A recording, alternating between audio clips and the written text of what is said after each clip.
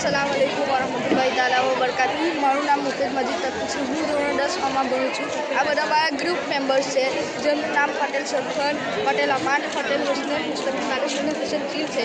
અમે બધા ગ્રુપ મેમ્બર્સે મળીને સાયન્સ ફેર માટે એટલે કે વિજ્ઞાન મેળા માટે એક કૃતિ તૈયાર કરી છે, જે કૃતિનું નામ છે river cleaner boat. River cleaner boat એટલે કે નદી સફાઈ નાવડી કહેવામાં આવે છે।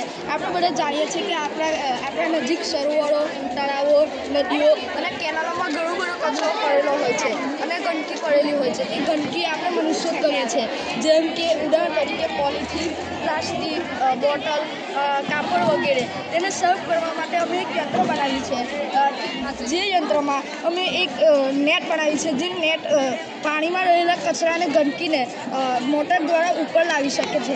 હવે તમે વિચારતા હશો કે તેના ફાયદા શું? તો તેના દ્વારા પાણીમાં રહેલી ગંદકી સાફ થાય છે, ત્યારબાદ પાણીમાં રહેલી અશુદ્ધિઓ ગળાઈ જાય છે, પાણીની ગુણવત્તામાં વધારો થાય છે, ત્યારબાદ પાણીમાં રહેલા જળચર પ્રાણીઓની જીવન સૃષ્ટિમાં પણ વધારો થાય છે।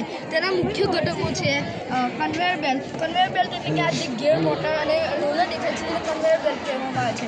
બોટ બોડી એટલે કે આ જે બોટનો મેન પાયો છે તેને બોટ બોડી તરીકે જાણવામાં આવે છે। અને બેટરી અને મોટર સિસ્ટમ। બેટરી એટલે કે અમે 24 વોલ્ટની મોટર માટે 26 વોલ્ટની બેટરીઓનો ઉપયોગ કર્યો છે, જેથી આ મોટર સરળતાથી ચાલી શકે।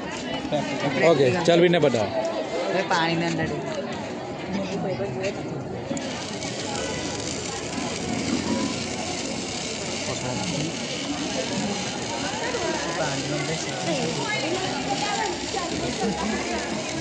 પાઇપ વગેરે પાણીમાં ચાલીને પાણી દેખાડી। ઓકે।